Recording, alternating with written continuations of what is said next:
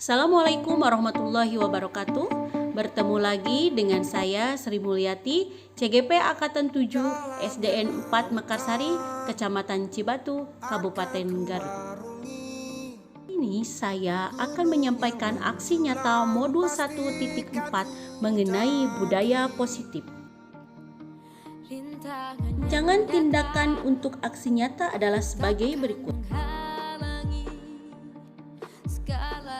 Yang pertama, latar belakang untuk aksi nyata ini adalah murid tidak suka peraturan karena selama ini jika mereka melanggar maka akan mendapat hukuman yang menyakitinya dan cenderung mempermalukan dirinya.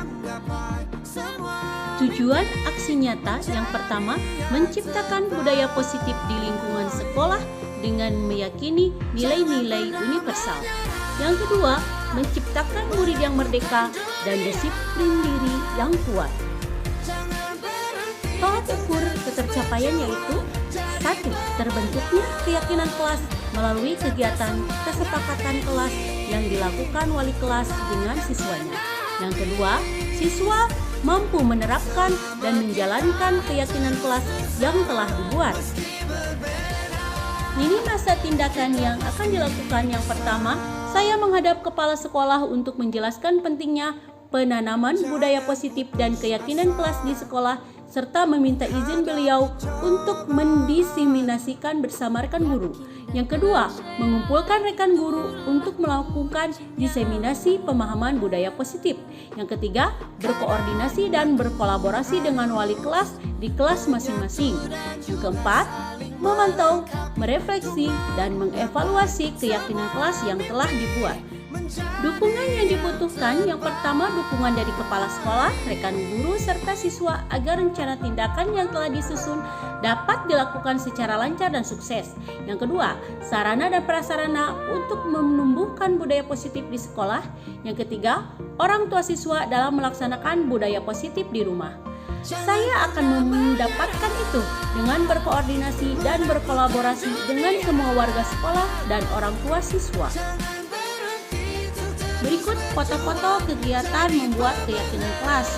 Maka yang pertama yaitu saya menyampaikan terlebih dahulu kepada siswa saya mengenai nilai-nilai kebajikan universal. Kemudian siswa saya memilih nilai universal yang mereka yakini dan ingin mereka terapkan di kelas. Kemudian siswa-siswa saya menempelkan hasil yang mereka tulis ya di depan kelas, dan kita membuat konsensus mengenai nilai-nilai apa saja yang akan dijadikan keyakinan kelas kita. Setelah adanya konsensus, maka keyakinan kelas berhasil dibuat. Berikut ini merupakan kegiatan diseminasi mengenai pemahaman budaya positif yang bertempat di SDN 4 Mekarsari. Bismillahirrahmanirrahim. Assalamualaikum warahmatullahi wabarakatuh. Waalaikumsalam warahmatullahi wabarakatuh. Bismillah, alhamdulillah, wassalatu wassalamu ala rasulillah wa alihi wa ashabihi wa mawala. Asyhadu an la ilaha illallah wahdahu la syarika lah wa asyhadu anna Muhammadan abduhu wa rasuluhu wa nabiyyu ba'du. Bapak Kepala SDN 4 Mekarsari yang saya hormati, Bapak beserta Ibu Guru, rekan-rekan seperjuangan yang saya hormati, puji dan syukur marilah kita panjatkan kehadirat Allah Subhanahu wa taala yang pada hari ini alhamdulillah kita ditakdirkan dapat berkumpul bersama dalam rangka melaksanakan acara diseminasi salah seorang rekan kita peserta CPG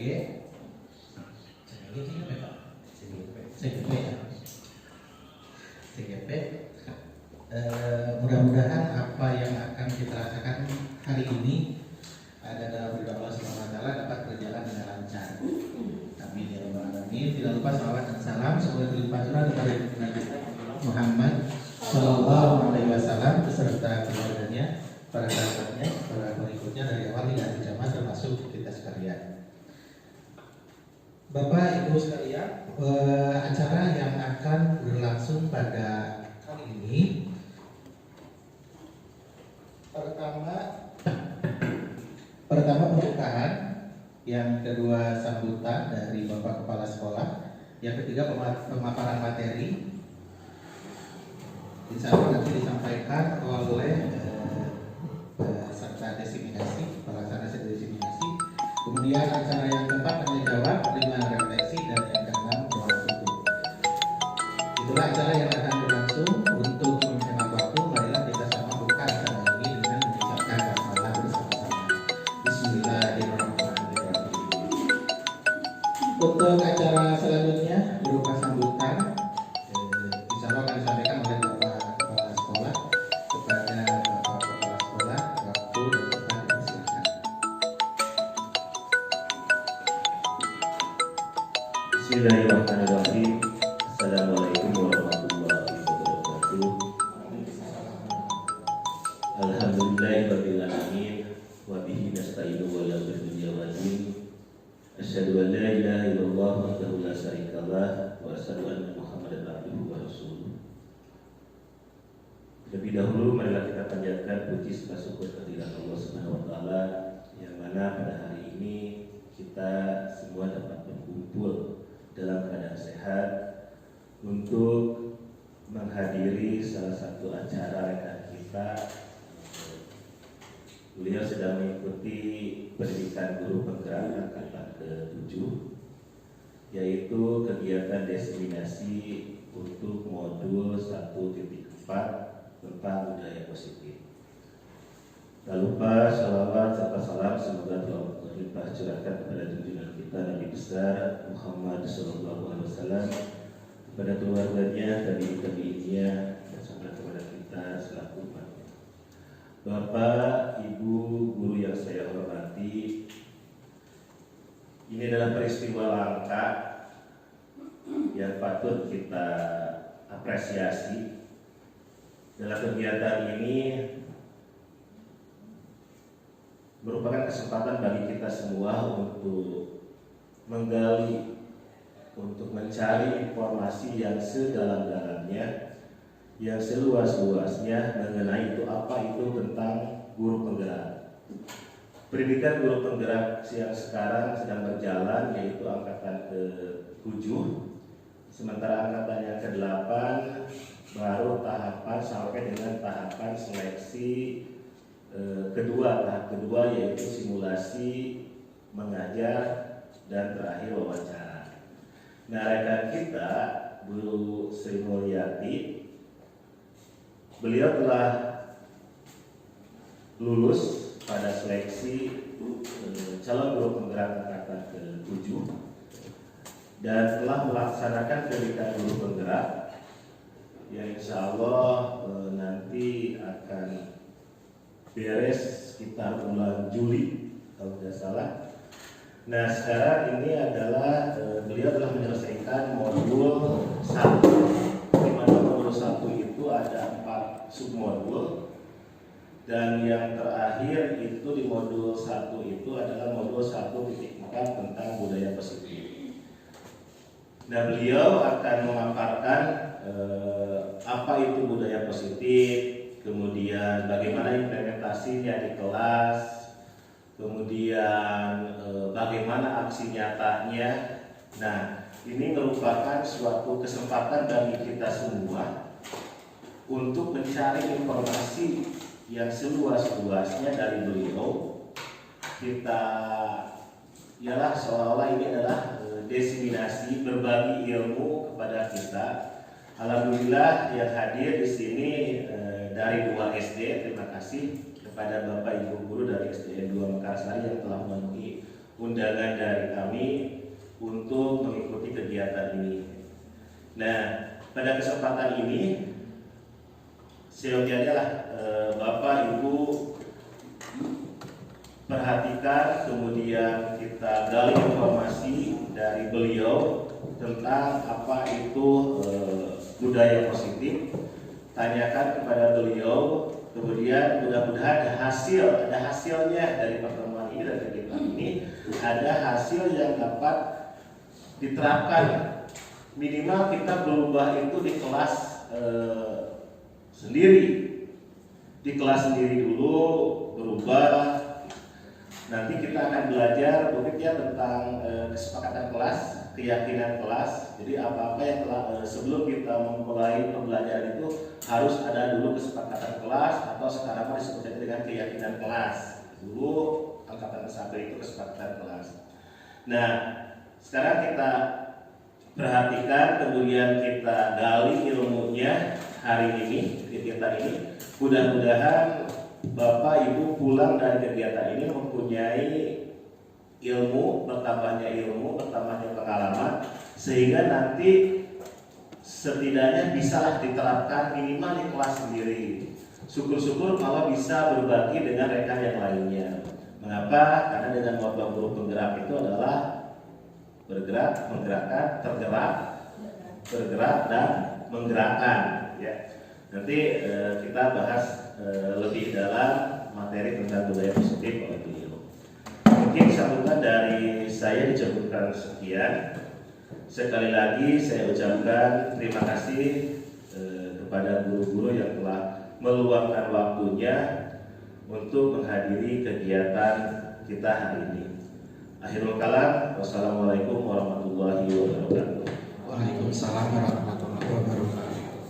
Terima kasih kepada Bapak Faruk. Selanjutnya kita menginjak pada acara pokok berupa pemaparan materi diseminasi modul 1.4 tentang budaya positif yang akan disampaikan oleh Ibu Sri Mulyati. Kepada Ibu Sri Mulyati, waktu dipersilahkan dan diharapkan kita bisa mengikuti pemaparan tersebut secara aktif karena nanti ada sesi tanya jawab. Silakan Ibu.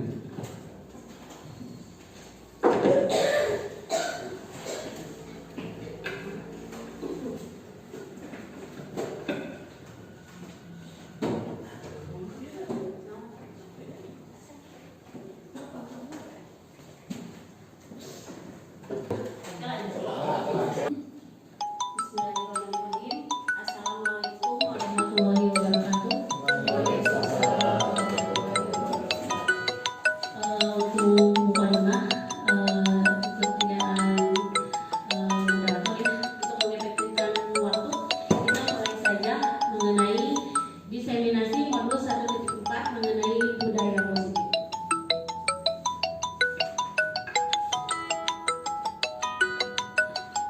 Sebelum kita menuju kepada materi, saya ingin bertanya dulu kepada Ibu Bapak mengenai hukuman dapat mendisiplinkan anak, setuju atau tidak Bu? Pak? Hukuman dapat mendisiplinkan anak, setuju tidak? Setuju, tidak apa-apa. Ya, yang kedua, pemberian hukuman dengan hal positif seperti membaca atau membersihkan halaman sekolah dapat meningkatkan disiplin anak. Ya. Yang ketiga, memberi penghargaan dapat meningkatkan motivasi belajar anak. Ya, nanti kita dapat jawaban dari pertanyaan pemantik ini di materi mengenai budaya positif. Topik dalam koreksi konsep di modul 1.4 yaitu yang pertama mengenai disiplin positif dan nilai-nilai kebajikan universal. Yang kedua, teori motivasi hukuman dan penghargaan secara institusi. Yang ketiga, keyakinan kelas. Keempat, kebutuhan dasar manusia dan dunia berkualitas. Yang kelima, restitusi mengenai 5 posisi kontrol guru. Yang keenam, mengenai segitiga restitusi. Dalam pembelajaran pertama, yaitu topik yang dibahas mengenai disiplin positif dan nilai-nilai kebajikan universal. Sebelum kita mulai, saya ingin Ibu Bapak berpasangan ya Bu. Setelah itu, Ibu Bapak yang satu menuliskan apa yang sangat berharga untuk Ibu Bapak. Tuliskan, jangan dikasih tahu temannya. Kemudian Ibu Bapak simpan di tangan Ibu Bapak.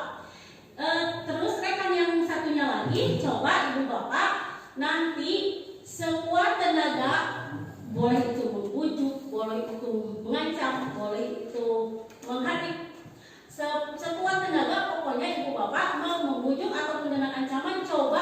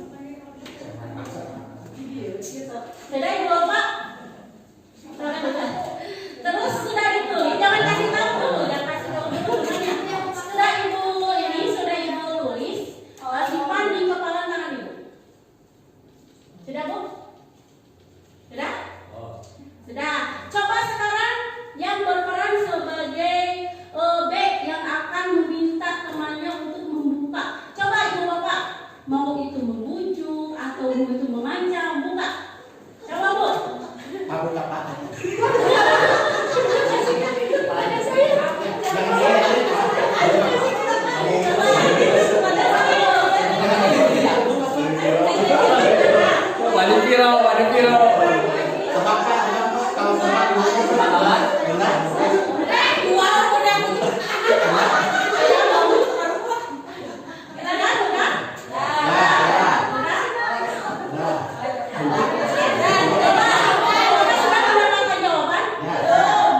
Belum. Coba ya. Itu apa yang terjadi? Jadi ibu bapak kan tadi ada yang dengan sukarela memberikannya, betul? Ada yang harus memaksa, ada yang tidak mau membagikan, begitu kan? Nah, jadi dari situ kita dapat pemahaman bahwa yang memiliki kontrol itu siapa? Apa orang lain atau diri kita sendiri? Bagus, kita lanjut.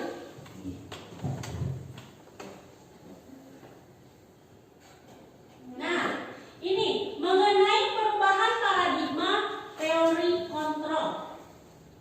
Ya, yang pertama, perubahan paradigma teori kontrol ini merupakan menjawab beberapa anggapan ya atau ilusi. Yang pertama, ilusi guru mengontrol murid.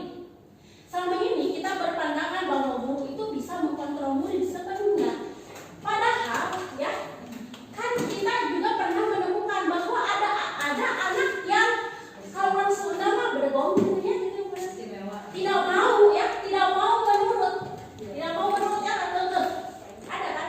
Jadi anak itu mempunyai bisa memilih untuk menolak. Ada yang menurut sebenarnya mereka mengizinkan dirinya untuk dikontrol oleh guru. Karena menurut teori kontrol menyatakan bahwa semua perilaku memiliki tujuan, ya, bahkan terhadap perilaku yang tidak disukainya. Seperti itu. Yang kedua, ilusi bahwa semua penguatan positif, efektif, dan bermanfaat. Contoh, kita berpandangan bahwa dengan bujukan atau dengan hadiah ya itu efektif dan bermanfaat untuk meningkatkan motivasi siswa. Contoh seperti ini untuk murid ya, atau bisa juga diterapkan anak kita. Misalkan menyuruh untuk sholat, cepat sholat, nanti ibu kasih uang.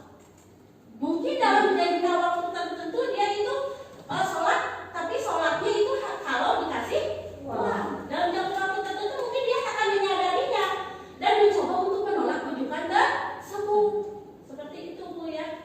Jadi ada ketergantungan juga, jangan dibiasakan ya Bu ya. Misalkan anak melakukan kebaikan, kita kasih imbalan. Kita menyuruh murid misalkan untuk melakukan hal-hal yang baik, dikasih imbalan berupa apa aja, berupa pujian atau apapun. Itu kan pujian juga berupa penghargaan seperti itu.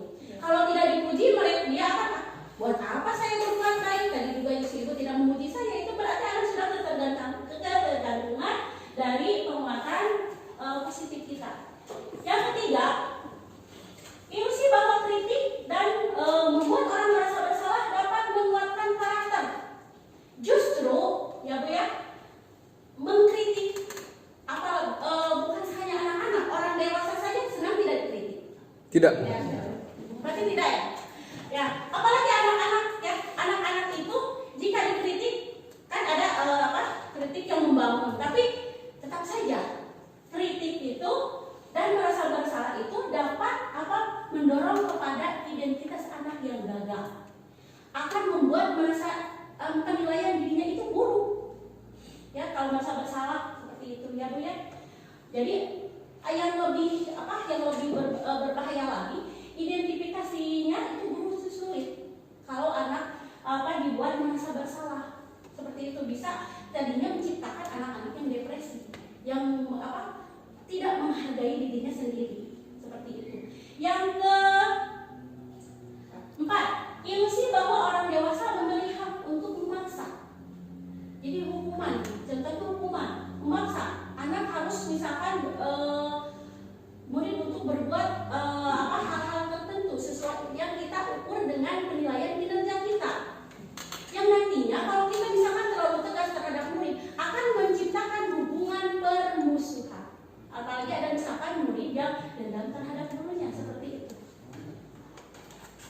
Kita lanjut.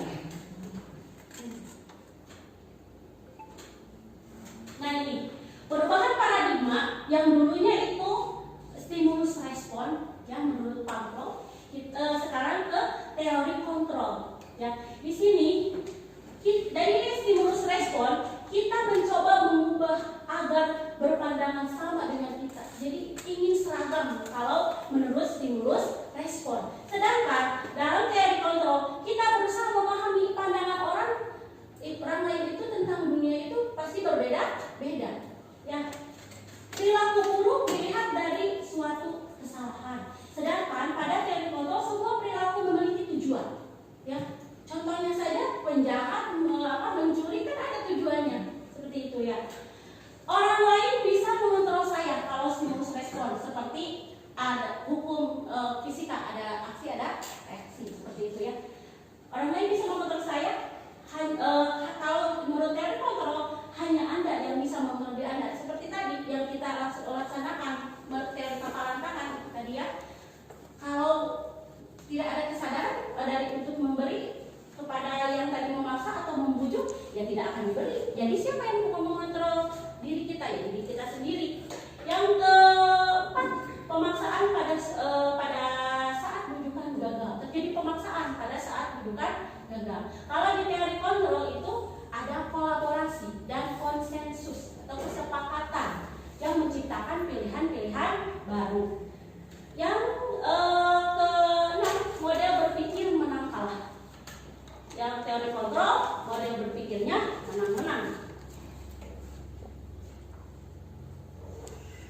Nah, disiplin positif ini, dari disiplin positif ini, yang kita akan pelajari secara keseluruhan ini adalah peta konsepnya ya. Teori kontrol atau teori pilihan dari Dr. William Glasser. Yang pertama, Anda tidak bisa mengontrol orang lain, hanya Anda yang bisa mengontrol diri Anda. Yang kedua, semua perilaku memiliki tujuan. Model berpikir menang-menang, kolaborasi dan konsensus menciptakan pilihan-pilihan baru. Terus realitas kebutuhan kita berbeda. Kita berusaha memahami pandangan orang lain tentang dunia. Setiap orang memiliki gambaran yang berbeda. Di situ nanti kita akan mempelajari mengenai teori motivasi di sini ya. Jadi sini yang pertama dulu, Anda tidak bisa mengontrol orang lain. Nanti kita akan belajar mengenai makna disiplin itu apa. Ya, makna disiplin adalah belajar kontrol diri dengan menggali potensi kita agar mencapai tujuan mulia. Nanti yang ada kaitannya dengan nilai-nilai kebajikan universal. Ya, sesuatu yang menjadi seseorang yang kita inginkan berdasarkan nilai-nilai yang kita hargai. Yang pernyataan kedua yaitu semua perilaku memiliki tujuan. Nanti kita akan mempelajari mengenai teori motivasi, di mana motivasi itu terbagi menjadi 3 ya nanti. Yang pertama yaitu menghindari hukuman, yang kedua mendapatkan hadiah, yang ketiga untuk menghargai diri sendiri. Yang nanti akan dikupas lagi nilai-nilai kebajikan universal, keyakinan kelas ya. 5 posisi kontrol guru. Yang pertama ada yang sebagai penghukum, yang kedua membuat merasa bersalah, yang kedua sebagai teman, 4 pemantau, yang kelima manajer. Nah, seorang manajer akan menerapkan segitiga restitusi, di mana segitiga restitusi terdiri dari 3 tahap. Yang pertama yaitu menstabilkan identitas, yang kedua validasi kebutuhan, yang ketiga menanyakan keyakinan, seperti itu ya. Nanti juga kebutuhan dasar yang mempengaruhi dari perilaku manusia, seperti itu. Nah, yang pertama, apakah makna dari disiplin? Disiplin itu berasal dari bahasa Latin yaitu disiplina, yang artinya belajar ya. Makna ini berkonotasi atau makna lain dengan disiplin diri dari murid-murid Sokrates dan Plato. Disiplin diri itu membuat orang lain untuk menggali potensinya menuju sebuah tujuan apa yang dia hargai ya. Namun ya Bu ya, di budaya kita disiplin itu dieratkan hubungannya dengan hukuman. Jadi menghendaki adanya kepatuhan. Ya, tadi menghendaki adanya kepatuhan. Mau apapun murid harus patuh terhadap guru. Padahal ya jadinya padahal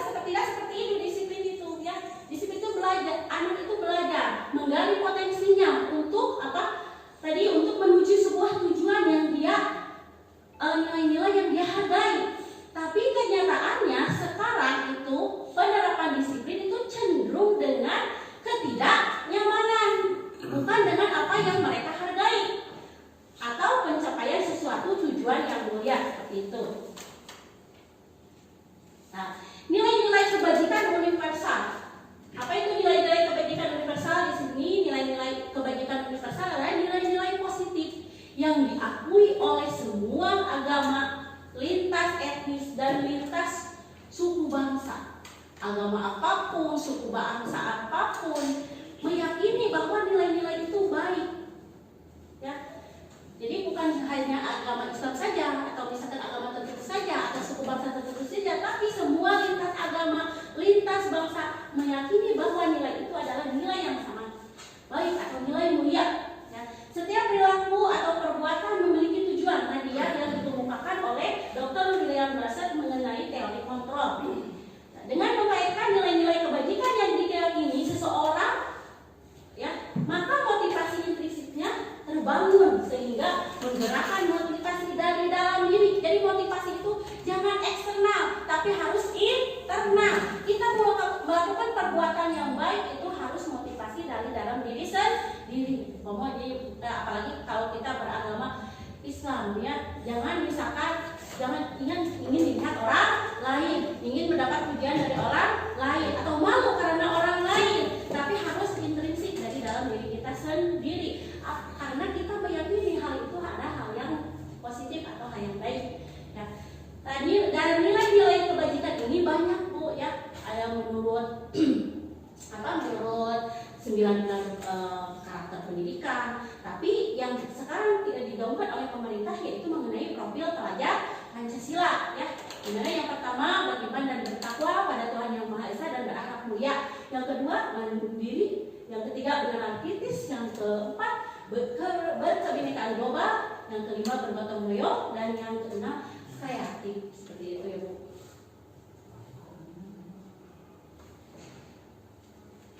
Sekarang Bu, dari tadi pembelajaran 1, tanya jawabnya apa mau diakhir saja atau setiap sesi pembelajaran? Boleh. Misalkan supaya tidak tadi sudah menumpuk, ada pertanyaan dari pemaparan yang saya tadi sampaikan. Ada yang kurang dimengerti, silakan. Per sesi. Ya, per sesi saja ya. Silakan. Silakan, Bu Sarah. Tadi di pemaparan yang sudah sampaikan di teori paradigma teori kontrol ada tentang teori berpikir menang-menang. Itu maksudnya seperti apa? Terima kasih Bu Sarah atas pertanyaannya. Jadi teori berpikir menang-menang itu adalah saya dan Anda akan mendapatkan apa yang diinginkan. Di situ ada jalan, ada kesepakatan, ada kesepahaman bersama. Kalau di simbiosisme itu termasuk pada simbiosis mutualisme, menang-menang. Nah, itu dari paradigma interaksi itu kan ada sebenarnya ada 6 ya, ada 6 pandangan berpikir. Tapi di posisi dari teori kontrol kita menggunakan berpikirnya menang-menang. Jadi tidak boleh ada yang dirugikan. Misalkan guru dan murid juga harus sama-sama menang, ya, harus sama-sama mencapai tujuan apa yang masing-masing diinginkan. Ada yang jangan sampai ada yang merasa dirugikan, seperti itu, ya. Jadi teori berpikir menang-menang Anda dan saya itu sama-sama mendapatkan tujuan yang diinginkan. Tidak ada yang dirugikan. Di situ ada kesepahaman seperti itu. Bagaimana Bu Sarah? Ada pertanyaan lain dari teori yang pertama ini mengenai disiplin? Boleh? Karena tadi masalah teori disiplin yang cocok untuk kan kita berguru dengan anak didik usia 9 sampai 12, 10 sampai 7, di mana kedisiplinan itu terkadang harus dengan cara memberi pujian, memberi hadiah, dan secara langsung. Kalau untuk hukuman mungkin hanya sebatas misalkan dia yang cocok, yang tepat atau yang dikatakan pasrah untuk menerapkan kedisiplinan pada anak usia seperti itu harus dalam proses seperti apa? Apa misalkan bagusnya misalkan untuk kelas 1 dikasihnya hukuman atau pemberian hadiah untuk kelas tinggi seperti apa yang cocoknya? Ya, terima kasih Ibu Banda. Tadi lagi mengenai penerapan disiplin ya. Jadi penghargaan itu tidak haram sebenarnya ya. Terus tidak boleh nih penghargaan. Bukan berarti penghargaan sama sekali tidak boleh diberikan. Tapi dalam konteks ini tadi ibu kan bagaimana nih kalau di kelas rendah atau kelas tinggi, jadi disesuaikan dengan usia mereka juga ya nanti siapa yang lebih paham mengenai karakteristik anak didik kita sendiri. Jadi penghargaan, pujian, jadi boleh diberikan tapi dengan catatan harus dilakukan secara berkesinambungan, secara bergantian, jangan terhadap itu saja. Jadi seperti ini, kemampuan anak kan berbeda-beda nih. Ada yang misalkan cepat, ada yang lambat. Jadi kita hargai misalkan yang lambat itu dengan kemampuan dirinya seperti itu. Jadi pujian juga harus tetap diberikan kepada mereka-mereka yang lambat ketika belajar seperti itu. Jadi jangan hanya kepada orang-orang yang pintar misalkan memberikan hadiah sebaik itu, jangan kepada misalkan yang tinggi satu, jangan satu saja. Jadi misalkan kalau bagaimana kita ingin memberikan hadiah lebih secara personal. Jadi ingin memberikan hadiah, kami kan sadayana bagi, ya sadayana semua dibagi. Jadi misalkan bagaimana kalau misalkan yang satu ya supaya ada bedanya dari orang lain, enggak, tapi berikannya secara personal, jangan di hadapan teman-temannya. Itu akan menjadikan hukuman untuk temannya yang tidak mendapatkan. Seperti itu. Ya, apalagi misalkan gini, biasanya ranking 1 mengalami penurunan ketika misalkan semester yang lain, itu akan menjadikan hukuman bagi dia, hukuman secara fisiologis yang sangat berat. Dan seperti itu Ibu Bapak ya. Seperti itu. Jadi di kelas tinggi juga sama sih Bu. Seperti itu. Jadi silakan memberikan penghargaan itu bukan berarti tidak boleh sama sekali, tapi kita itu harus melihat apakah misalkan itu bisa dilaksanakan secara kontinu, secara terus menerus, harus bergantian juga, semua juga dapat pujian sesuai dengan kemampuannya masing seperti itu.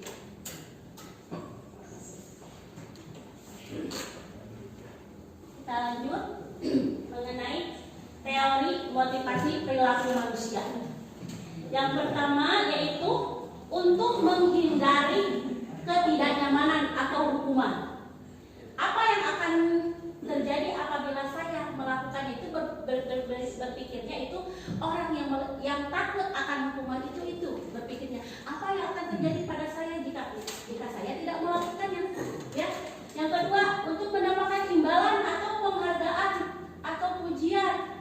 Yang ketiga, untuk menghargai diri sendiri. Menurut Ibu Bapak, dari ketiga motivasi ini mana yang lebih ideal?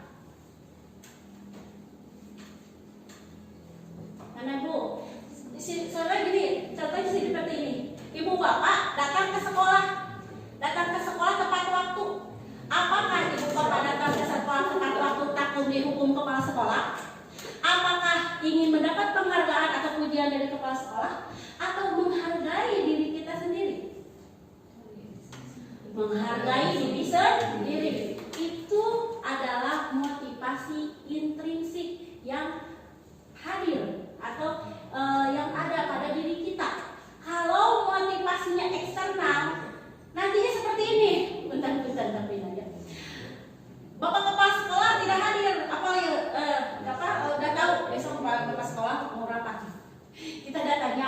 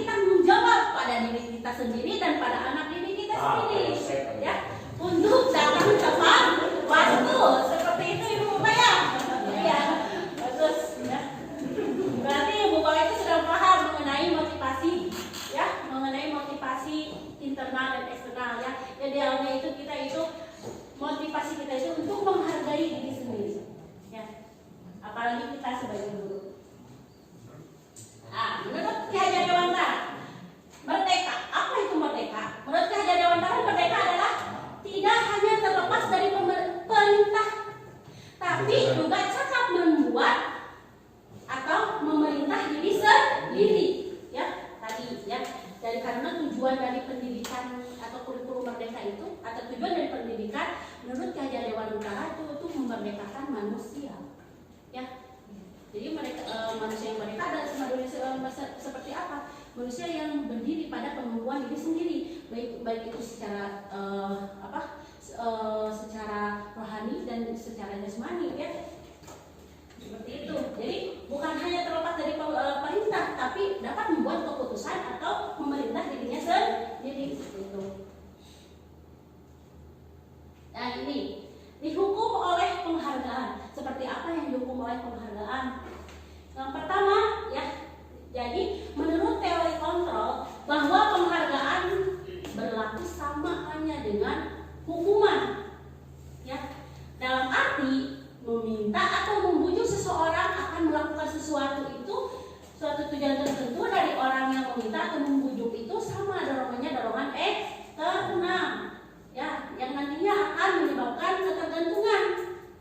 Yang pertama, pengaruh jangka pendek dan jangka panjang. Contoh tadi, anak itu melakukan kebaikan jika mendapatkan imbalan. Coba misalkan disuruh oleh orang tuanya atau disuruh oleh guru, nanti dapatnya imbalan. Mengerjakan tugas contohnya, mengerjakan tugas nanti yang paling nilainya bagus misalkan gitu, seperti itu. Atau disuruh oleh orang tuanya untuk mengerjakan apa, nanti akan mendapatkan imbalan. Nanti anak itu akan ketergantungan. Jika tidak diberi imbalan, maka anak itu tidak akan mau melakukan kebaikan, seperti itu. Yang kedua, penghargaan yang menghukum. Contohnya anak itu biasanya yang misalkan yang ranking 1 itu dapat hadiah. Sedangkan pada satu momen misalkan tidak bisa diadakan perpisahan atau kenaikan kelas, sehingga biasanya kan dikasih hadiah itu di panggung nih. Anak itu menemukan suatu kebanggaan yang lebih kan ya. Pada satu masa anak itu tidak bisa tidak mendapatkan hadiah tersebut. Nanti dia akan merasa apa? Kecewa, merasa didolimi, merasa tidak diperlakukan tidak adil, seperti itu. Yang ketiga, penghargaan mengurangi ketepatan. Ya, contohnya tadi misalkan yang paling cepat mengumpulkan tugas nanti nilainya paling bagus. Pas mengumpulkan tugas nanti tugasnya asal-asalan, begitu ya. Penghargaan juga kadang tidak efektif. Ya. Jadi itu menurut hasil dari penelitian ya. Dari hasil penelitian dari Legosen mengenai nanti teori kontrol yang berkaitan dengan diskusi itu. Yang selanjutnya penghargaan merusak hubungan. Contoh, anak yang selalu nilainya bagus di kelas itu mendapatkan pujian dari gurunya di depan teman-temannya, sehingga teman-temannya itu merasa iri bahwa anak tersebut itu selalu mendapat pujian, yang lain tidak. Hal itu dirasakan oleh saya pribadi dulu ketika sekolah. Sampai sekarang mungkin saya selalu ingat ketika SMP saya pernah dimusuhi oleh teman satu kelas, perempuannya artinya ya, yang perempuan yang dimusuhi karena apa? Karena tadi guru selalu memberikan pujian di depan kelas, misalkan ketika ulangan nih diumumkan di depan kelas. Jadi sebenarnya kitanya biasa-biasa saja, tapi teman kita menganggap diri kita itu sombong. Itu. Jadi ada merusak hubungan di dalam kelas. Hal itu saya alami sendiri seperti itu. Ya, yang selanjutnya itu penghargaan menurunkan kualitas tadi, hampir sama ya dengan yang tadi mengurangi ketepatan. Ya, ini merupakan hasil penelitian dari teori kontrol. Ya, penghargaan mematikan kreativitas. Yang terakhir, penghargaan mengurangi motivasi intrinsik tadi ya Bu ya. Misalkan kalau anak yang tadinya misalkan yang kelas 1 nih belajar baca, ketika bisa baca anak itu senang ya Bu ya.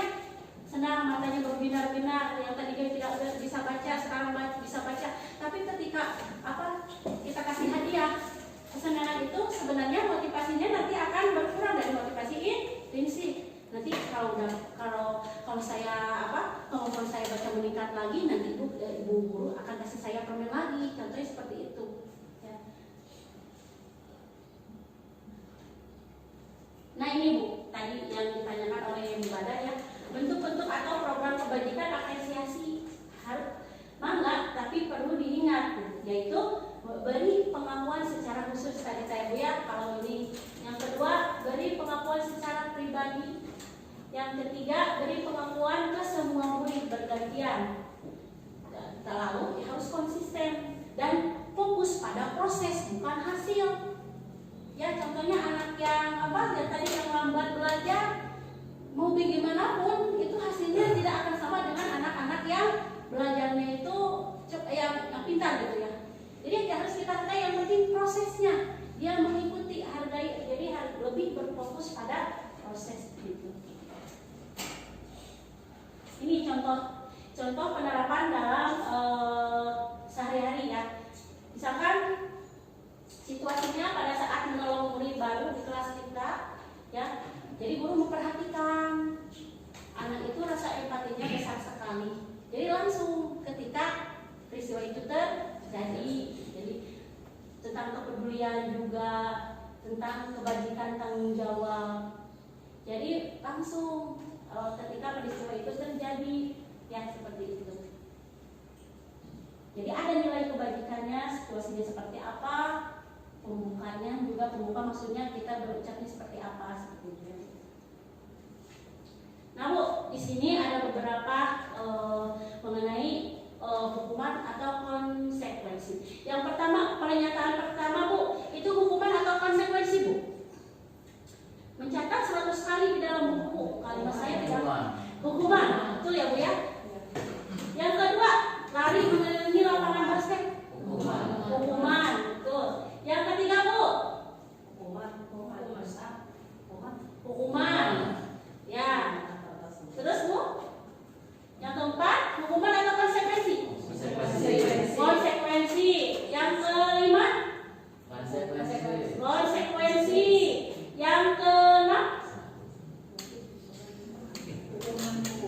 hukuman. Yang terakhir, lari mengelilingi lapangan basket 2 kali karena terlambat 10 menit di pelajaran PJOK. Konsekuensi. Kalau ini konsekuensi karena yang terlambatnya 10 menit dalam pelajaran PJOK. Kalau bukan di pelajaran PJOK, misalkan telat masuk kelas, oleh kita disuruh dirali atau begitu telat, Ibu ya, seperti itu. Ya, kalau ini kasusnya terjadi di PJOK, ada di lapangan, itu konsekuensi. Ya, jadi nanti jadi Ibu Bapak itu sudah paham ya apa bedanya hukuman, mana yang konsekuensi. Ini ya.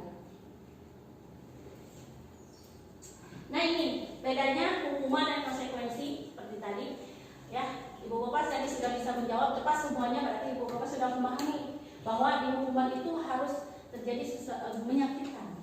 Ibu ya, kalau konsekuensi sesuatu harus terjadi, itu sudah menjadi kesepakatan. Kalau hukuman itu ya secara umum, hukuman itu bersifat dadakan. Direncanakan tidak tadinya. Misalkan anak yang telat, ya gurunya itu misalkan ujung-ujung push up, lari. Apalagi misalkan hukuman di luar itu, ya Bu ya.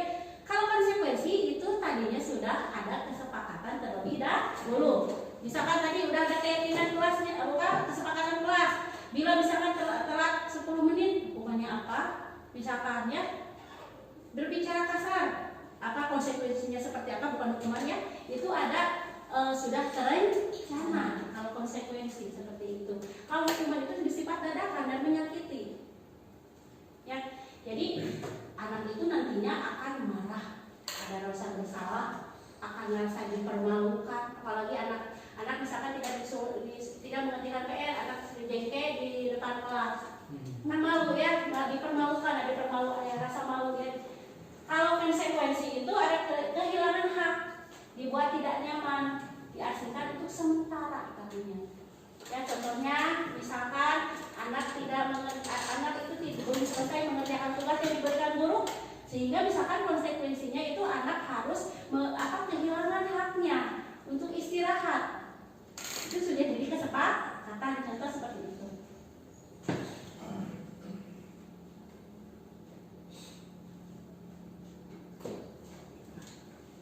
Selanjutnya, apa itu restitusi? Ya. Jadi restitusi itu proses menciptakan kondisi bagi murid untuk memperbaiki kesalahannya dan mengembalikan mereka ke kelompoknya dengan nilai-nilai yang lebih kuat atau karakter yang lebih kuat. Konsekuensi itu ya merupakan proses kolaborasi yang mengajarkan murid untuk mencari solusi untuk masalah mereka, ya, dan membantu murid berpikir tentang orang seperti apa yang mereka inginkan atau tujuan mulia yang mereka inginkan, ya, dan bagaimana mereka memperlakukan orang lain. Itu restitusi. Sebenarnya mungkin ibu bapak itu di kelas itu sudah melakukan restitusi, tapi mungkin kita itu tidak tahu ini tahapan yang mana, dan juga ada misalkan tahapan yang terlewat. Biasanya tahapan yang terlewat itu kita itu tidak memvalidasi tindakan yang salah. Nanti kita akan bahas lebih lanjut ya Bu ya.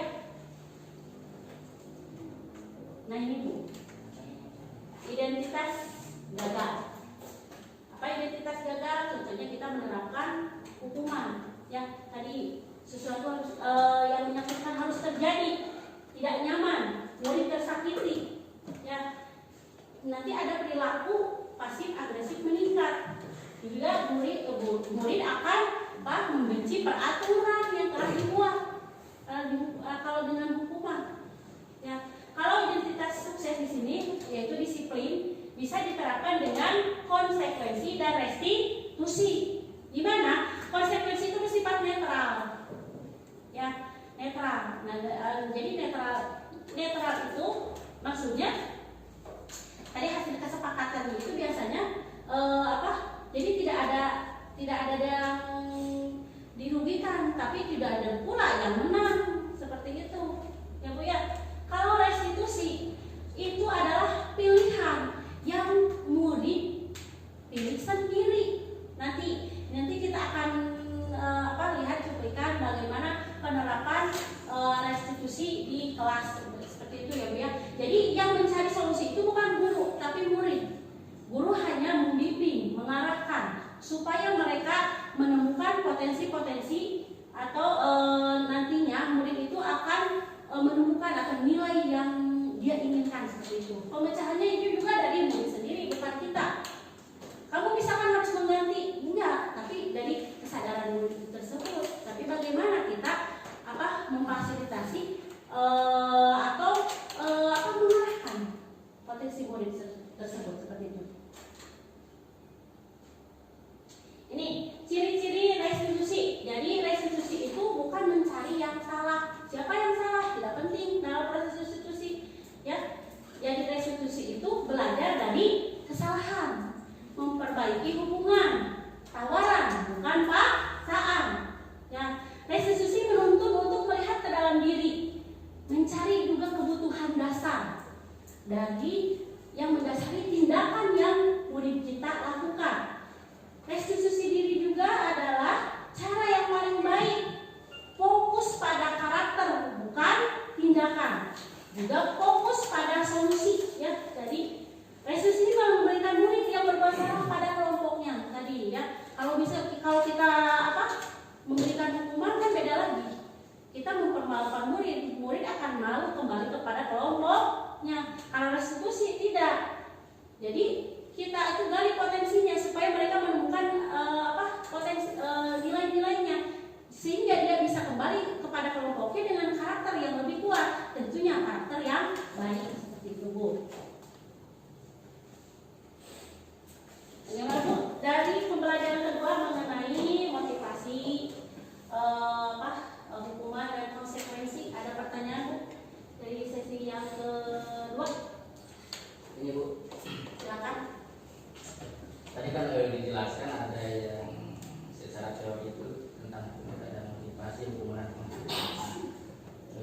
Siswa itu ada yang efektif dalam memberikan penghargaan oleh gurunya dan bermanfaat. Nah, dalam pertanyaan, maka dalam poin tadi disebutkan ada beberapa penghargaan hukuman itu. Nah, yang saya tanyakan, penghargaan apa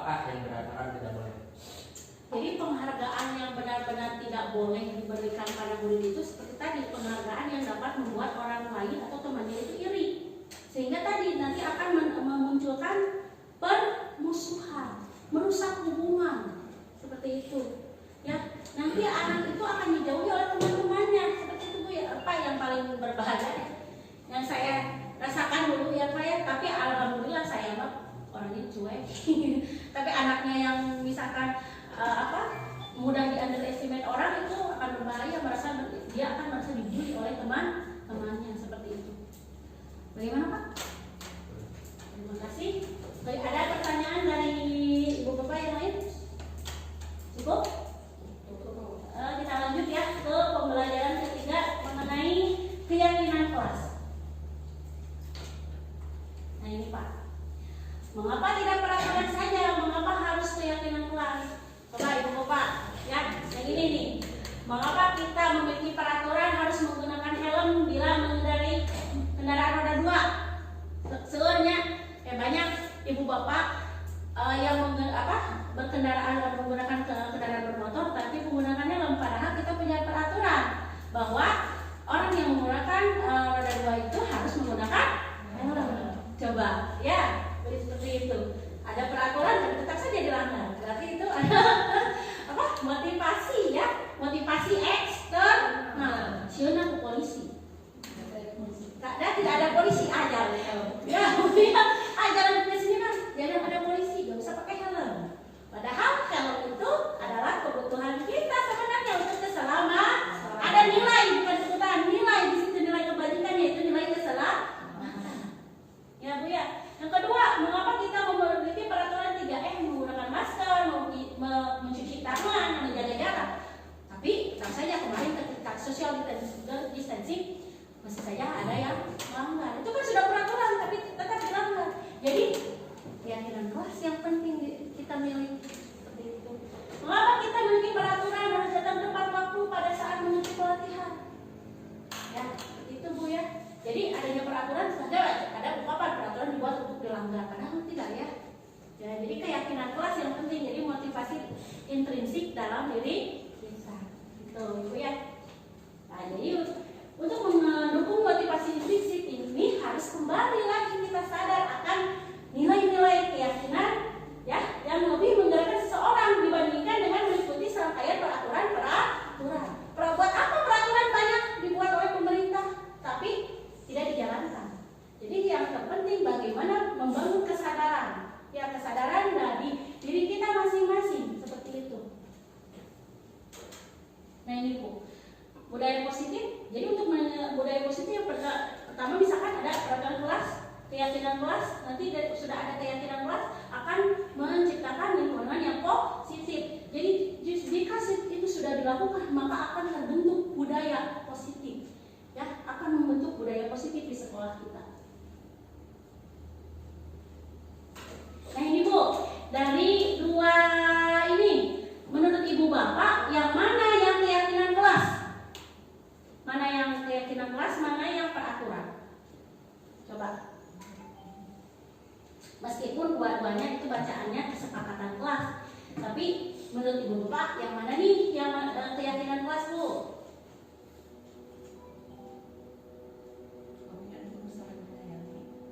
Yang mana Bu? Oh yang itu, yang kedua. Menurut Bu Ena itu keyakinan kelas itu yang kedua. Yang lain bagaimana? Sama.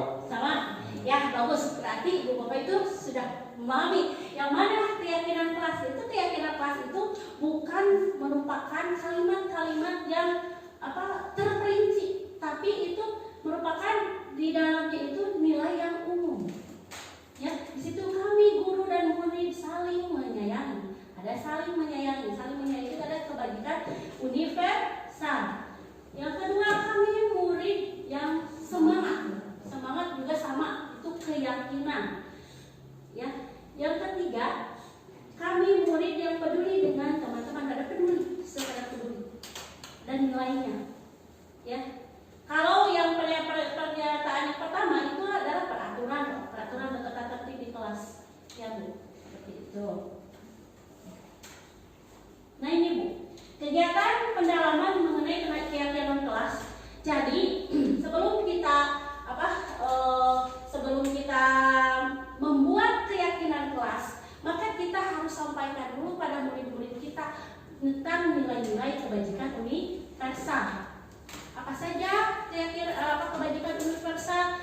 Jadi ibu bapak itu memberikan pertanyaan pemantik kepada mereka. Ingin seperti apa sih kelas kita? Nilai-nilai sudah ibu bapak tadi kemukakan, berikan sedikit mengenai apa sih kebajikan universal.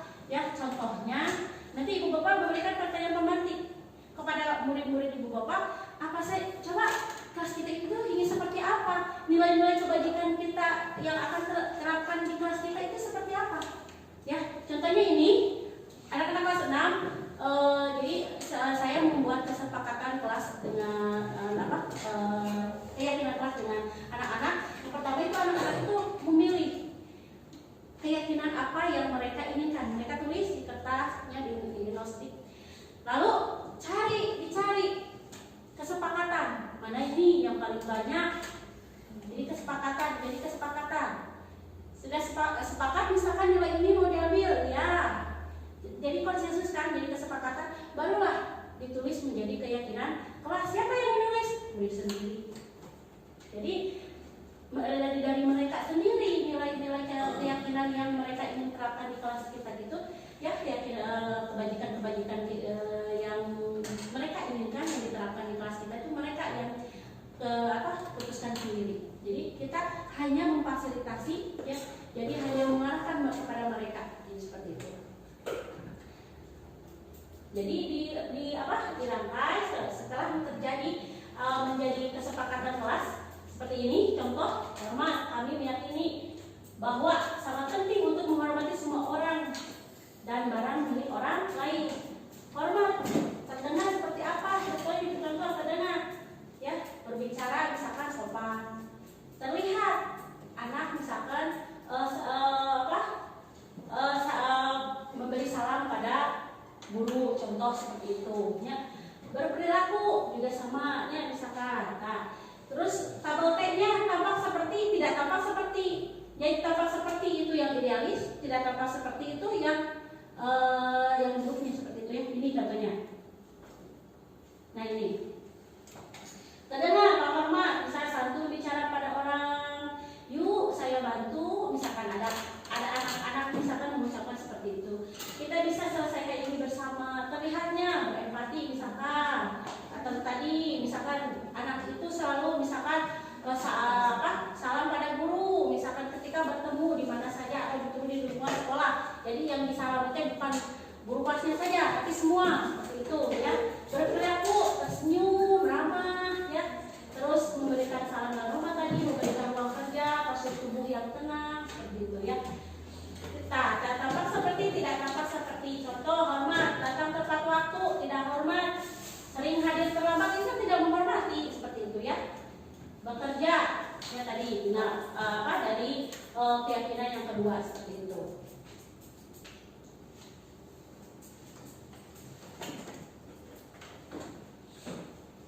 Nah ini Bu, selalu kembalikan buku ke tempatnya. Itu keyakinan kelasnya, keyakinan kelas nilainya itu apa Bu? Maksudnya Bu, coba. Apa tanggung jawab atau apa Bu? Selalu kembalikan buku ke tempatnya. Coba menurut Ibu Bapak itu keyakinan kelas yang mana? Tanggung jawab. Dilarang mengganggu orang lain. Maksudnya kemana? Ya, menghormati dan menghargai hak orang lain. Hadir di sekolah 15 menit sebelum pembelajaran dimulai. Disiplin itu tanggung jawab. Ya, juga bisa. Disiplin itu justru disiplin itu udah. Jadi bukan nilai, jadi tidak judul. Terus dilarang melakukan kekerasan. Apa Bu? Saling menyayangi bisa dan menghargai ya. Dilarang menggunakan narkoba. Apa Bu? Keyakinan kelasnya dilarang menggunakan narkoba. Itu hubungannya dengan apa? Kesehatan, keselamatan juga ya. Bergantian atau menunggu giliran. Saling menghormati, menggunakan masker.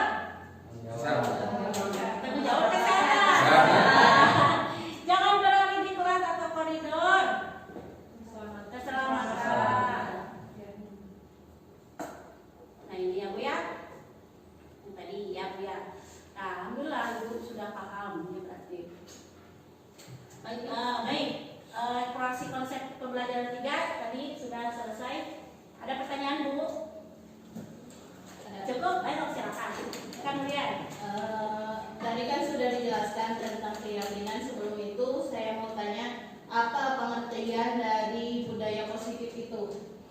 Oh Dan ya, seperti apa contohnya? ya kita tadi membahas budaya positif, sedangkan apa sih budaya positif teh ya? Jadi budaya positif itu suatu kebiasaan, ya suatu kebiasaan yang bersifat positif yang di dalamnya terdapat kegiatan-kegiatan yang dapat menguatkan karakter siswa tadi ya. Jadi apa yang kita pelajari hari ini, jadi mengenai teori-teorinya ya untuk menerapkan budaya positif seperti itu. Jadi budaya positif sendiri adalah suatu kebiasaan yang bersifat positif yang diterapkan di sekolah kita, yang di dalamnya mengandung kegiatan-kegiatan positif seperti itu yang dapat menguatkan karakter siswa seperti itu ya. Jadi dengan menciptakan tadi keyakinan kelas, anak itu akan menyadari mengenai nilai-nilai universal. Kalau nilai universal itu dijalankan, diterapkan, maka itu akan menjadi sebuah karakter. Bagaimana Bu Rian? Cukup. Ya. Terima kasih. Kita lanjut mengenai pembelajaran keempat mengenai kebutuhan dasar manusia dan dunia berkualitas. Nah, ini kebutuhan dasar yang manusia yang menjadi motivasi perilaku manusia. Yang pertama, manusia itu mempunyai kebutuhan dasar bertahan hidup.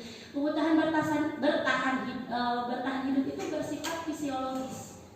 Ya, jadi bersifat fisiologis. Bagaimana dia melakukan tindakan itu untuk memenuhi kebutuhan hidupnya. Contoh yang bersifat biologis, Ibu, Bapak seperti apa ya? Bapak yang bersifat biologis untuk bertahan hidup survival. Yang Ibu Bapak lakukan sehari-hari apa? Makan, betul. Makan, minum. Itu bersifat psikologis ya. Kalau tidak makan, kalau kita tidak minum, kita tidak akan bisa bertahan hidup. Iya, betul. Istirahat juga sama kebutuhan untuk bertahan hidup. Kalau kita tidak istirahat, kerja terus menerus, kan juga tidak baik ya. Seperti itu. Jadi ya contohnya mengapa misalkan kita menemukan anak di kelas tidur, ya pagi-pagi sudah mulai mengapa? Kita tanya, jangan kita misalkan, hei tidur, coba berdiri depan kelas, tidak seperti itu ya. Tanya anak itu misalkan apalagi ya misalkan sakit atau bagaimana. Ada misalkan anak yang suka malam, tanya dulu Bu, ya Pak, takutnya anak itu misalkan di rumahnya belum makan. Misalkan anak itu dari golongan yang tidak mampu, belum makan. Jadi anak itu misalkan malam kan karena kebutuhan hidupnya tidak terpenuhi seperti itu. Jadi ingat ya film Timur Tengah mana ya yang anak itu selalu datang terlambat. Gurunya itu setiap datang terlambat, cepet tangannya itu ya. Pernah Bu ingat Bu? Ya. Sedih ya lihatnya. Padahal di Cina kalau di Cina Arab ya. Arab juga ada ya kalau nggak salah. Padahal dia itu menunggu giliran dengan anak yang sepatutnya punya satu, yaitu gantian. Ya gantian. Ya itu guru itu harus bijak, jangan sekonyong-konyong menilai anak. Terus suri, mengapa anak itu seperti itu? Ya di sini kebutuhannya dan akan pakaian, sepatu kan contohnya dari film itu ya, sepatunya punya satu dengan adiknya, menunggu adiknya pulang sehingga dia terlambat sekolah, jebret gitu. Kan akhirnya guru itu merasa sangat bersalah ya seperti itu. Yang kedua, anak itu kebutuhan dasar manusia kebebasan, bebas ya, otonom, tidak mau diatur biasanya ya seperti itu. Ya itu manusiawi karena itu kebutuhan manusia ya. Mereka anak di kelas sukanya jalan-jalan terus ya. Kenapa anak itu misalkan dia itu merasa kalau disuruh duduk itu tidak bebas ya, maka kebutuhan dasarnya itu kita salurkan bagaimana supaya kebutuhan kebebasan itu tersalurkan seperti itu ya Bu. Penguasaan, disitu penguasaan itu kebutuhan misalkan untuk pengakuan eksistensinya ya, kayak anak rumah gider masa kayak punya ya di kelas kita menemukan anak itu ya seperti itu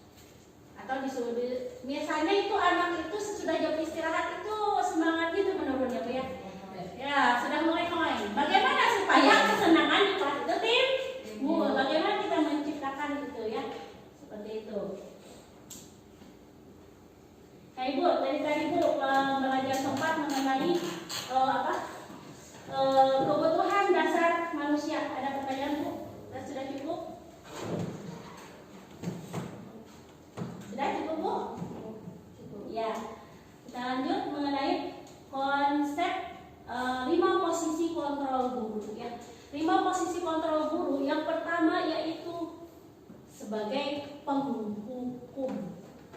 Guru ya, sebagai penghukum. Mungkin kita ya, saya terutama ya, ketika sebelum pembelajaran mengikuti pembelajaran ini, sering memposisikan diri sebagai penghukum untuk mendisiplinkan siswa-siswa saya ya. Jadi bagaimana anak untuk patuh ya. Yang pertama itu penghukum. Tapi setelah membaca mempelajari modul ini, oh ternyata begini ya, seperti itu ya. Yang kedua ya, pembuat rasa bersalah. Biasanya kalau penghukum melotot, ya, melotot, beri tunjuk, bahasanya menghardik, seperti itu ya, menyakitinya mau itu fisik, mau itu lisan ya. Apalagi jangan sampai ya kita menyakiti harga diri siswa kita, jangan. Yang kedua, membuat merasa bersalah. Itu membuat merasa bersalah biasanya menggunakan bahasanya halus. Kalau bahasa Sunda mah disebutnya nyumpun. Bahasanya itu halus karena merasa bersalah. Ayolah, nanti ibu dimarahi kepala sekolah atau ibu dimarahi orang tua kalian kalau kalian tidak bisa. Ayolah, jadi membelas. Ya, merasa bersalah. Nanti dari kegiatan itu, dari guru menempatkan diri pembuat merasa bersalah, nanti anak akan merasa dirinya tidak berguna. Kayak bodoh, kita itu bodoh karena misalkan gurunya itu menganggapnya ya seperti itu, padahal dengan bahasa yang lembut, kasihan, buat kasihan si ibu, kasihan si bapak, misalkan sayanya nggak bisa, nanti akan merasa bersalah, menghukum dirinya sendiri. Ya yang tadi itu, kalau misalkan anaknya nakal dengan menghukum, anak itu pasti ngelawan, paling tidak ya, tidak kelihatan kan sama kita kalau anak melawan, kalau anak depresi. Sulit kita identifikasi. Ini yang berbahaya, Bu. Bisa menimbulkan hal ya, perbuatan bersalah, anak itu depresi, merasa dirinya tidak berharga. Ya, tidak mencintai dirinya. Yang kedua, teman. Ya, dulu kita beranggapan memposisikan diri sebagai teman itu paling baik nih. Ya, padahal dengan memposisikan diri sebagai teman itu biasanya anak itu ketergantungan pada gurunya. Anak itu akan berbuat misalkan nilai baik tersebut apabila ada ibu guru atau bapak guru itu. Kalau tidak ada bapak ibu guru atau yang dimaksud, anak itu misalkan tidak melakukan hal tersebut. Ya. Kalau bahasa Sunda nanti juga anak bisa culangung. Kalau menempatkan diri sebagai teman, ya seperti itu. Ya.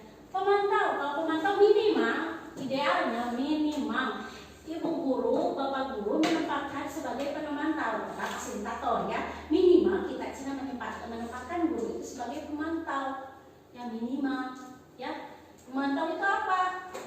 Di sini ada menghitung dan mengukur, bukan maksudnya mengukur matematika, tapi dibandingkan dengan kesepakatan atau peraturan sekolah seperti itu. Misalnya guru pemantau itu selalu memberikan stiker seperti apa, misalkan penghargaan seperti itu ya, misalkan kalau melakukan hal yang baik nanti ibu kasih bintang seperti itu, contoh ya. Pemantau seperti itu ya. Jadi murid itu menyesuaikan diri bila diawas, bila tidak diawasi ya kadang gitu ya. Ada guru cacing, kalau tidak ada guru, wah saya ya seperti itu. Tapi itu juga sudah alhamdulillah pemantau. Ya yang paling idealnya guru itu menempatkan diri atau memposisikan diri sebagai manajer. Itu yang dikehendaki oleh teori kontrol. Ya Bu ya. Nah, jadi saya ya Bu ya, kalau penghukum, pembuat merasa bersalah, nanti kontrol dirinya atau motivasi dirinya dari luar. Kalau ada bapak itu, kalau ada ibu itu, cicing, mentel, tapi identitasnya nanti gagal. Ya. Kalau identitas berhasil, yang teman dan pemantau juga berhasil, motivasinya masih dari atau kontrolnya dari luar. Kalau kontrol diri itu, identitas yang berhasil menurut teori kontrol itu ada penempatan sebagai manajer, di mana ya, jadi mengajukan pertanyaan guru teh, pertanyaannya seperti apa tadi teh ya. Jadi sebelum kita menilai murid, kenapa sih itu nakal, kenapa sih itu sering terlambat, itu kan pertanyaan untuk tadi teh menstabilkan identitas ya. Jadi jangan mencari kesalahan apa penyebabnya mengapa dia tidak seperti itu. Kenali kebutuhannya, kebutuhan tadi teh keperluan dasarnya apa yang tidak terpenuhi sehingga dia bersikap seperti itu. Setelah itu kita validasi tadi teh ya, nanti ketemu apa yang menyebabkan, terus bagaimana kita cari solusinya bersama-sama ya. Jadi cari solusi bagaimana cara bisa memperbaiki keadaan. Siapa? Murid yang mencari solusinya. Guru tadi teh ya mengarahkan, Ibu ya. Nah ini Bu, ini saya kecewa sekali dengan kamu. Itu biasanya Bu itu apa? Penghukum, buat merasa bersalah, teman, pemantau atau manajer. Kata-kata bersalah. Saya kecewa sekali dengan kamu. Manajer. Siapa yang mengatakan manajer? Ya boleh, nanti jawabannya ya kita ini. Kamu tidak pernah benar melakukannya. Kamu tidak pernah benar melakukannya. Tadi ya, penghukum, apa pembuat merasa bersalah, apa teman, apa pemantau atau manajer? Pemantau. Kamu tidak pernah benar melakukannya. Pemantau. Ada penghukum, ada pemantau, salah. Boleh. Nanti kita lihat jawabannya ya. Yang ketiga. Teman. Teman. Apakah kamu mau mendapatkan stiker atau bintang? Tadi apa Bu? Pemantau. Terus bagaimana kamu bisa menyelesaikan masalah ini? Manajer. Kamu selalu yang paling terakhir. Pemantau. Apa? Kemana? Mau minum dulu? Iya betul ya. Yang pertama juga sama penghukum, kecewa sekali.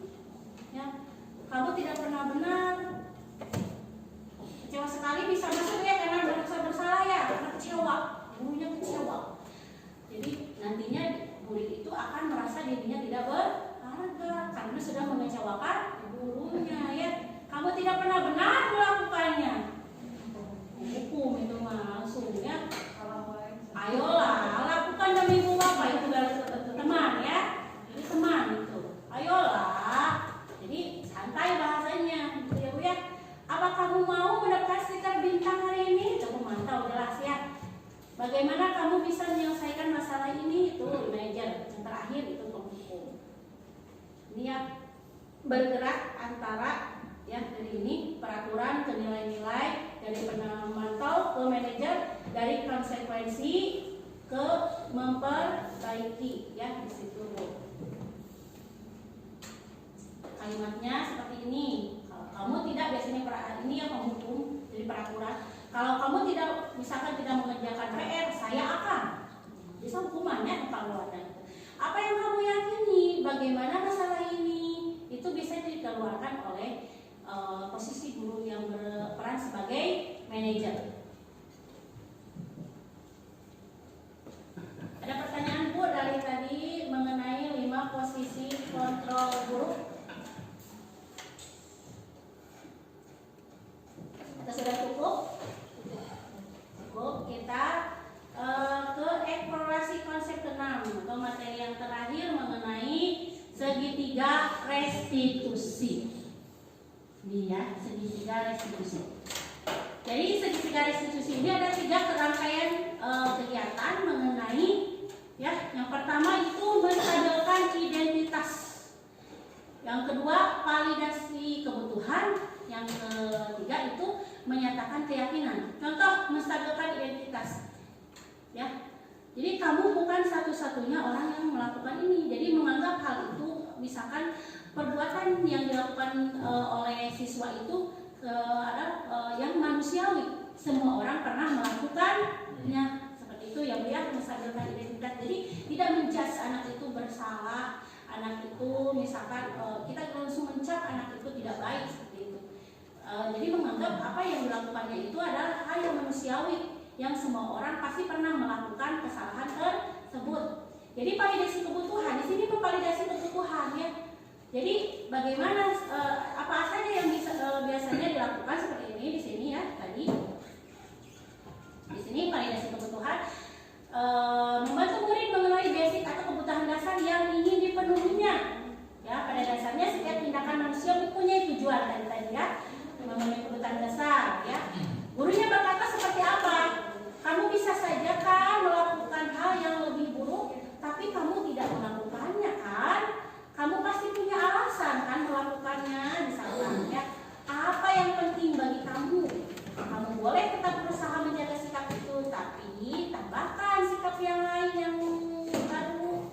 Contoh seperti ini nanti ya, saya akan tanyakan. Tapi misalkan, contoh anak itu misalkan ada seorang anak yang misalkan menyerang temannya. Jadi jangan jangan kita sekonyong-konyong menyalahkan anak misalkan yang memukul. Di sini di restitusi itu tidak mencari siapa yang salah, tapi misalkan mengapa kamu melakukan hal seperti itu? Misalkan anak itu karena dia mengejek saya, misalkan ya, berarti kebutuhan dasar apa di situ ya? Misalkan seperti itu, ya, itu validasi kebutuhan. Menanyakan keyakinan, nanti sudah anak memvalidasi kebutuhan, divalidasi kebutuhannya, tanyakan keyakinan apa. Misalkan tadi kan keyakinan kelas sudah dibuat. Dari keyakinan apa yang telah dia langgar? Ya, anak melihat kesalahannya dihubungkan dengan norma sosial dan nilai-nilai yang mendasari manusia berinteraksi dengan orang lain. Tadi apa nilai kelas apa yang telah kamu langgar? Bagaimana kamu memperbaikinya? Seperti itu. Ya, di sini tadi dalam segitiga restitusi itu 3 rangkaian itu harus ada.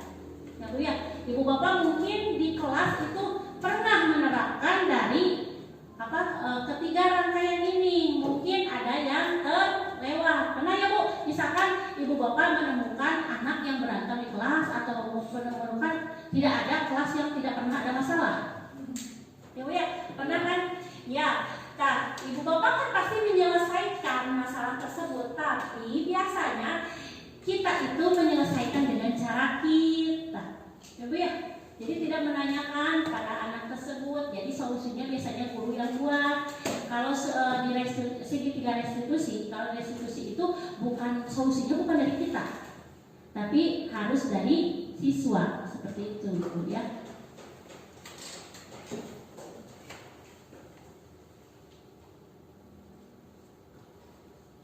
Nah, setelah restitusi dijalankan Bu, ya, ada intervensi 30 titik.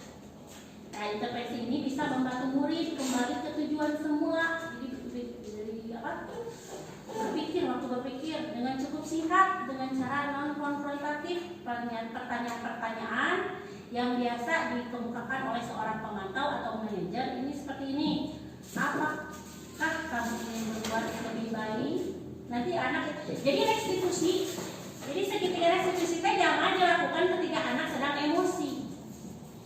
Beri jeda ya. Jadi jangan ketika misalkan ketika sedang emosi anak disuruh duduk terus disuruh kita ajak restitusi, itu tidak ya Bu ya. Jadi tunggu anak itu misalkan kalau yang berantem, tunggu anak itu tenang terlebih dahulu. Ya, supaya dia itu bisa berpikir. Kalau sedang marah, jangan anak-anak, kita juga orang dewasa kalau sedang marah jangan ambil keputusan. Itu kan Rasul juga menyuruhnya seperti itu. Jangan boro-boro anak-anak, orang dewasa juga jangan membuat keputusan ketika kita sedang sangat marah, atau juga jangan kita buat keputusan ketika kita sedang sangat senang sekali. Jadi keputusan itu harus dibuat ya dengan kepala dingin.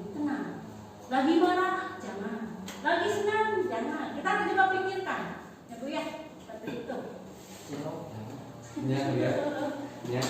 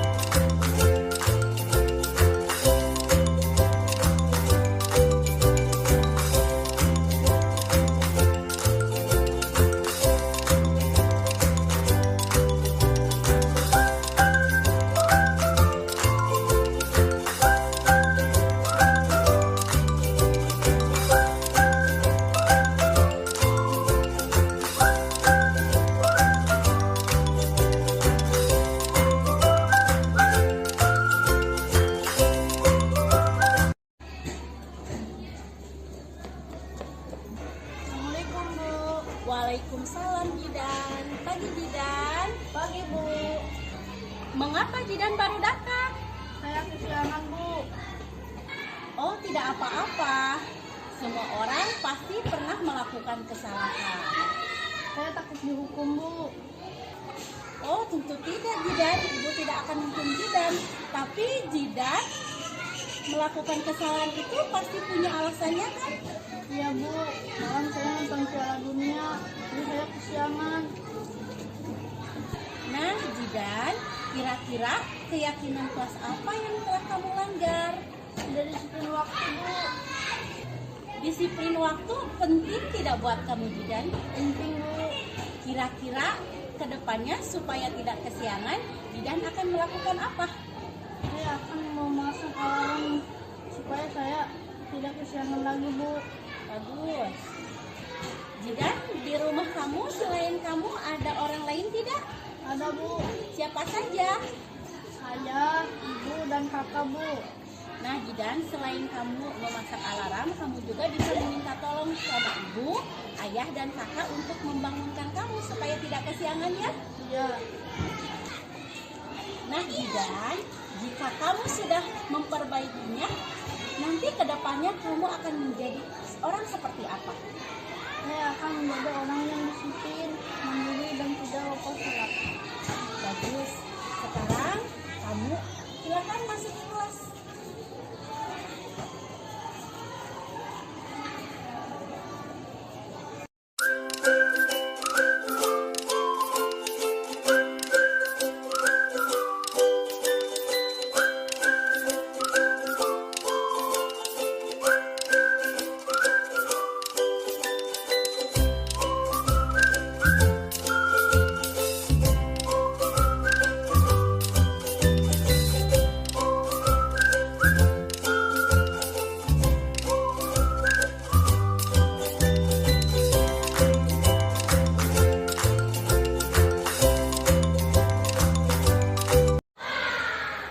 Assalamualaikum.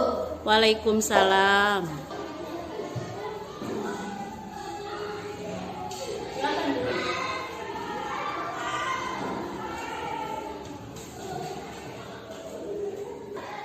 Ibu dapat laporan dari Dela.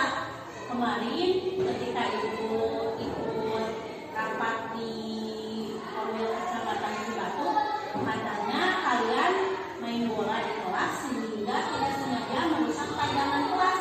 Apakah itu benar?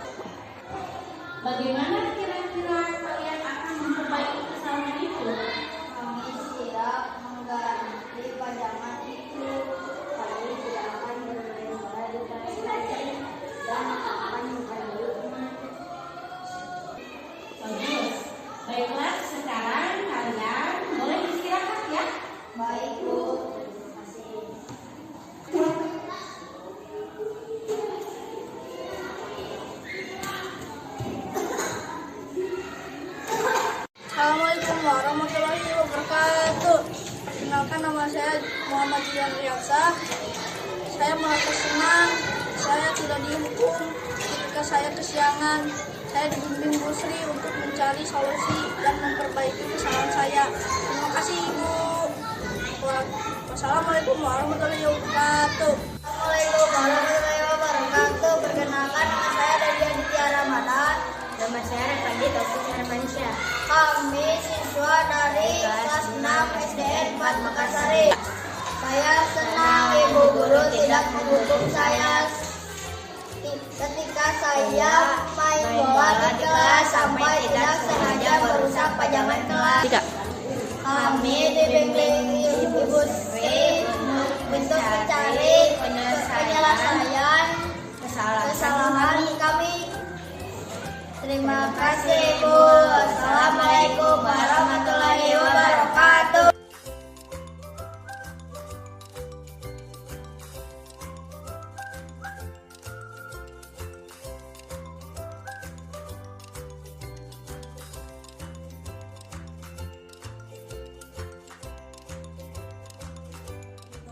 Ada pertanyaan Ibu?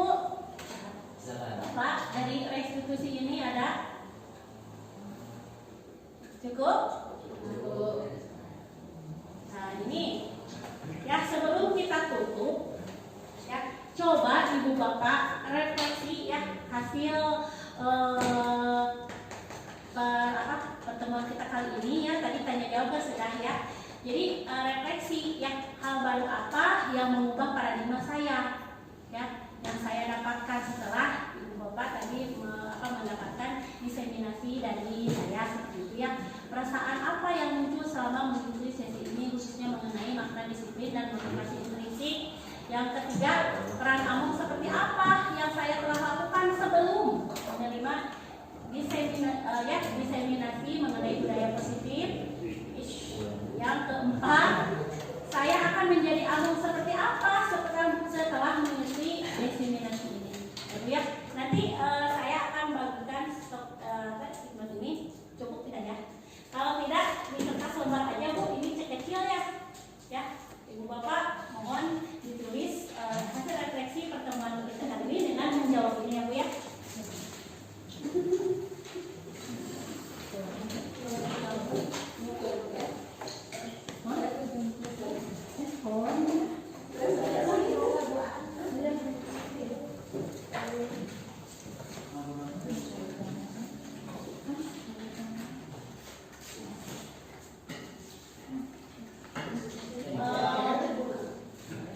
Baik, Ibu Bapak sudah selesai menulis refleksinya? Sudah. Saya ambil ya.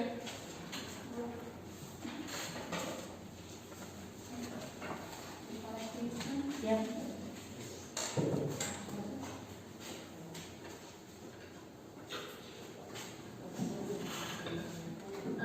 Terima kasih pada Ibu Bapak yang telah membuat refleksi pertemuan diseminasi kita kali ini.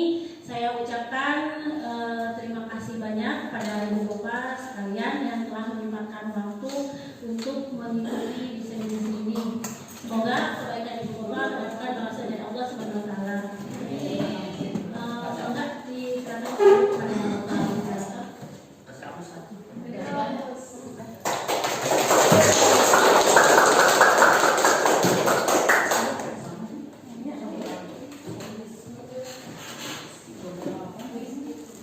Bapak Ibu sekalian, demikian tadi pemaparan materi diseminasi modul 1.4 tentang budaya positif yang telah disampaikan oleh Ibu Sri Mulyati. Mudah-mudahan jadi pencerahan buat kita semua dan sebagai bahan untuk bisa kita aplikasikan di kelas masing-masing. Terima kasih kepada Ibu Sri Mulyati. Terima kasih sekali lagi. Kami di sini sudah mendapatkan tambahan ilmu pengetahuan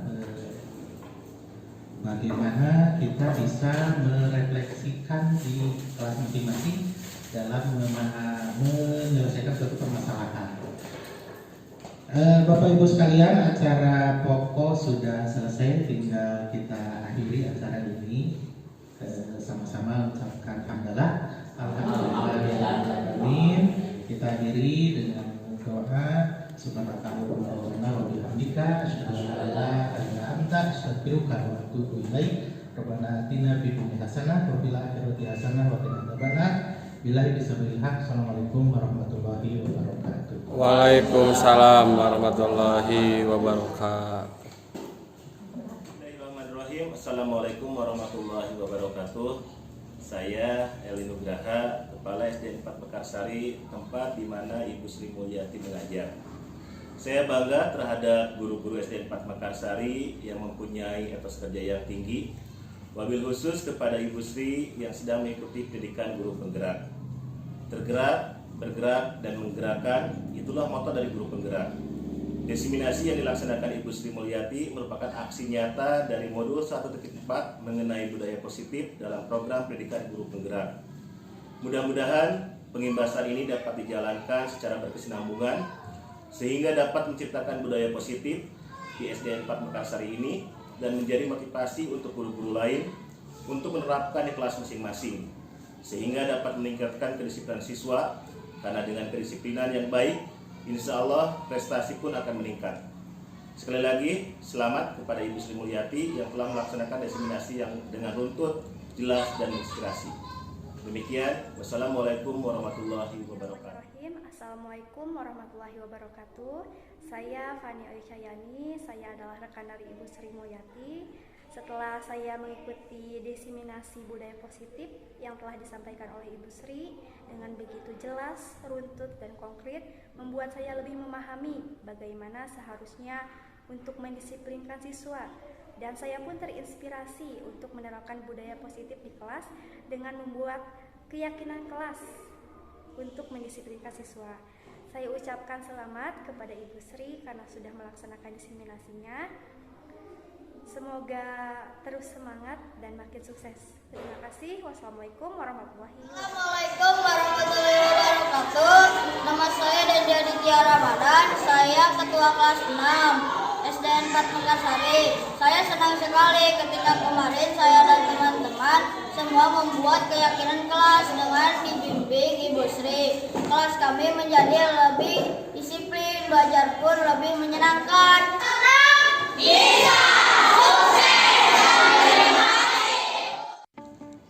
Refleksi dari aksi nyata ini adalah siswa dapat mengimplementasikan keyakinan kelas yang telah dibuat. Saya pun akan terus memantau kedisiplinan dan pelaksanaan keyakinan kelas. Dan apabila terjadi pelanggaran, maka setiap pelanggaran yang terjadi akan dibuat catatan untuk evaluasi keyakinan kelas yang telah dibuat. Sekian pemaparan aksi nyata dari saya. Wassalamualaikum warahmatullahi wabarakatuh.